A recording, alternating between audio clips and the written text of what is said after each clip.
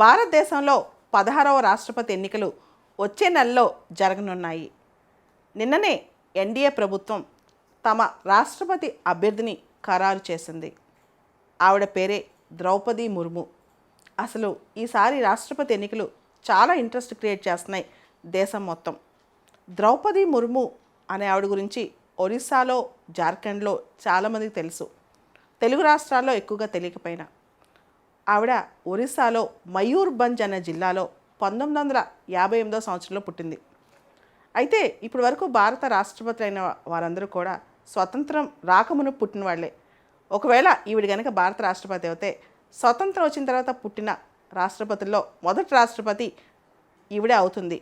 ఇది గొప్ప విషయమే కదా. ఎందుకంటే ఆవిడ మొత్తం పుట్టినక్కడి నుంచి ఇప్పటి వరకు కూడా స్వతంత్ర భారతదేశంలో పెరిగి దాని స్వేచ్ఛావాయువుల గురించి ఆవిడ ఎక్కువ నిర్ణయాలు తీసుకునే అవకాశం ఉంది. అయితే ఈ 16వ రాష్ట్రపతి ఎన్నిక అనేది వచ్చే నెలలో జరుగుతున్న సందర్భంలో అసలు ద్రౌపది ముర్ము గురించి కొన్ని ఇంపార్టెంట్ అంశాలు మనం తెలుసుకోవాలి. ఆవిడ బీజేపీ ఫస్ట్ నుంచి లాయలిస్ట్ అనమాట. తర్వాత అంతకుముందు ఆవిడ ప్రొఫెసర్గా పనిచేస్తుంది. ఒరిస్సాలో పాలిటిక్స్లో ఆవిడ చాలా ఫేమస్. 2 సార్లు ఎమ్మెల్యేగా గెలిచింది. ఒరిస్సాలో మంత్రిగా 2 పోర్ట్ఫోలియోస్ చేసింది బీజేపీ బీజేడీ అలయన్స్లో, కోయిలిషన్లో. ఆ తర్వాత జార్ఖండ్ గవర్నర్గా ఆవిడ వెళ్ళింది. అండ్ ఆవిడ జార్ఖండ్ గవర్నర్గా చాలా స్టెడ్ ఫాస్ట్గా ఉందంట.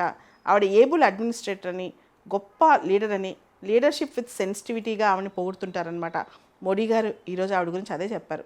She a great leader with sensitivity అని చెప్పి. చాలా గొప్ప పరిపాలనా దక్షురాలంట కూడా. అయితే అన్నిటికన్నా గొప్ప విషయం ఏంటంటే ఆవిడ మహిళ. దాంతోపాటు she from vulnerable section, scheduled tribe, ఆదివాసీ. భారతదేశంలో ఈవిడ కనుక రాష్ట్రపతి అయితే ఆదివాసీ జాతి నుంచి ఫస్ట్ టైం రాష్ట్రపతి అయిన వ్యక్తి అండ్ మహిళ కూడా. మనందరూ తెలుసు 12వ రాష్ట్రపతిగా ప్రతిభా దేవిసింగ్ పాటిల్ మొట్టమొదటిసారిగా ఒక మహిళ అప్పట్లో రాష్ట్రపతి అయిందని. అది దేశవ్యాప్తంగా మనందరం కూడా ఇది గొప్ప విషయంగా భావించాం. ఇప్పుడు ఈవిడ ఆదివాసీ మహిళ, అంతకంటే గొప్ప అని చెప్పొచ్చు. ఎందుకంటే వల్నరబుల్ సెక్షన్స్ నుంచి రాష్ట్రపతి పదవి దాకా వెళ్ళారు అంటే, అందులో ఒక మహిళ వెళ్ళిందంటే అది అంతకంటే గొప్ప విషయం ఏముంది. ఆమె గ్రాస్ రూట్ లెవెల్ నుంచి ఈ స్థాయికి వచ్చింది. అయితే ఈవిడ సంబంధించి చాలా హంబుల్ లేడీ అని, చాలా గొప్ప అడ్మినిస్ట్రేటర్ అని, చాలా స్ట్రాంగ్ నిర్ణయాలు తీసుకుంటుందని, ఆవిడకి చాలా సెన్సిటివిటీ ఉందని చెప్తున్నారు. గొప్ప విషయం.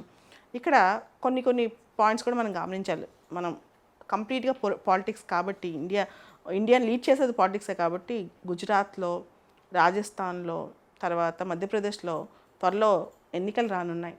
అక్కడ దాదాపు 180 సీట్లు, లెజిస్లేటివ్ అసెంబ్లీ సీట్లు షెడ్యూల్ తెగలుకున్నాయన్నమాట. సో ఇప్పటివరకు బీజేపీకి దానిలో కేవలం 35 సీట్లు ఉన్నాయి.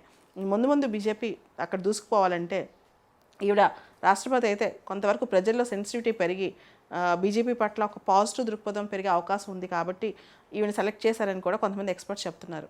అయితే ఇక్కడ 2-3 అంశాలు మనం గమనించాలి. ముఖ్యంగా ఒక వల్నరబుల్ సెక్షన్ నుంచి వచ్చి ఆ లెవెల్లోకి వెళ్ళింది అంటే అది గొప్ప విషయం. అయితే ఇక్కడ మనం మయూర్భంజ్ ఒరిస్సాలో ఈ ప్రాంతం గురించి కొంచెం తెలుసుకోవాలి.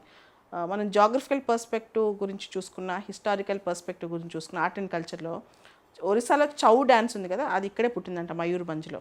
అలానే జాగ్రఫికల్ పర్స్పెక్టివ్లో ఐరన్ ఓర్ కానీ ఇలాంటివన్నీ మినరల్స్ ఇక్కడ బాగా దొరుకుతాయంట. సో ఈ విధంగా కూడా సివిల్స్ అభ్యర్థులు కానీ, గ్రూప్స్ చదివే అభ్యర్థులు కానీ ఈ ప్రాంతం గురించి తెలుసుకుంటే బాగుంటుంది. దాంతోపాటు ఇది 16వ రాష్ట్రపతి ఎన్నిక. ఆవిడ కనుక గెలిస్తే అది 15వ రాష్ట్రపతి. అంటే ఎన్నికేమో 16, ఆవిడ గెలిస్తే ఆవిడ 15వ రాష్ట్రపతి అవుతారనమాట. ఆవిడ గెలవాలని ఒక మహిళకు ఆ స్థానం వెళ్తే ఎంతోమంది మహిళలు స్ఫూర్తి పొందుతారని ఆశిద్దాం. ఈ ఎన్నికలు చాలా గొప్పగా రాబోతున్నాయి. వీటి గురించి కూడా మనం ఒకసారి చూద్దాం.